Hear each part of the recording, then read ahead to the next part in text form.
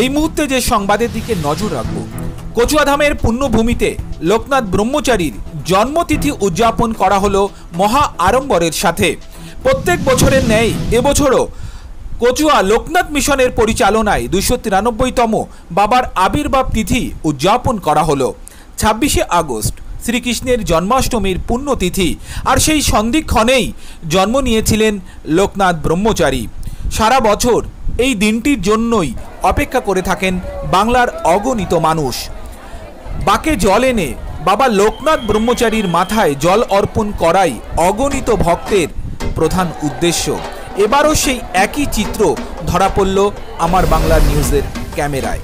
বহু দূর দূরান্ত থেকে অগণিত পুণ্যতীর্থযাত্রীদের সমাগম হতে দেখা গেল কচুয়ার পুণ্যভূমিতে। আবারও বাংলার মানচিত্রে এক অনন্য নজির স্থাপন করতে দেখা গেল কচুয়া লোকনাথ মিশন। আমরা এখন কলকাতাতে থাকি আর প্রত্যেক বছরই আসি। লোকনাথ খুব ভালো লাগছে, এবছর ভিড়টা ভালো হয়েছে, ওয়েদারটা ভালো হয়ে গেছে, দেখে আরো খুব ভালো লাগছে। কি নাম আপনার? প্রত্যেক বছরে আসি, মন আনন্দ করে ঠাকুরকে পুজো দিয়ে ছেলে মেয়ে নিয়ে চলে যাই। কেমন লাগছে আপনার? ভালো, খুব ভালো, খুব ভালো। কি বলেন?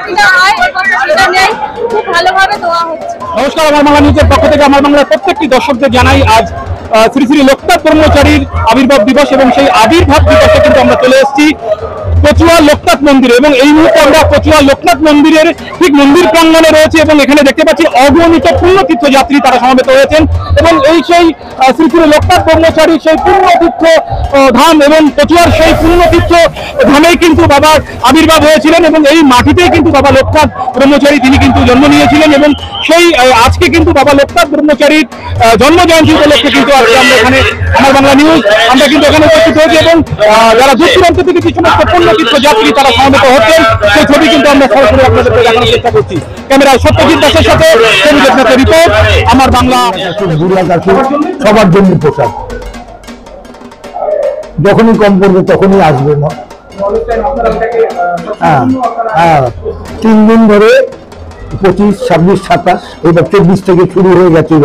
ভক্তরা সেই 24 তারিখ থেকে জল ঢালা শুরু করেছে, এবং তাদের পোশাক আমরা কেউ ছিলাম না, কিন্তু এইখানে যারা আছে তারাই ব্যবস্থা করেছে। সকল দর্শককে আমার সশ্রদ্ধ প্রণাম জানাচ্ছি। তাদের কাছে আবারও আবেদন করছি তারা আসুক বাবার দুয়ারে এসে তাদের মনোবাঞ্ছা জানাক, বাবা তাদের অবস্থা পূরণ করবে এই বিশ্বাস নিয়ে তাদের আবেদন জানাই।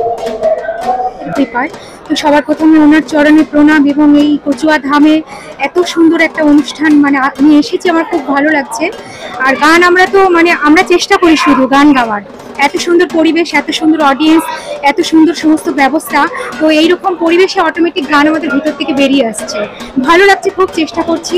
আর এইটুকুই বলার, এরকম প্রত্যেকবার আসেন না? না, এইবারই আমি প্রথম কচুয়া ধামে, এইবারই আমি প্রথম এসেছি, তো আমার ভীষণ ভালো লাগছে। আগামী দিনে আরো পুণ্য লাভ করে।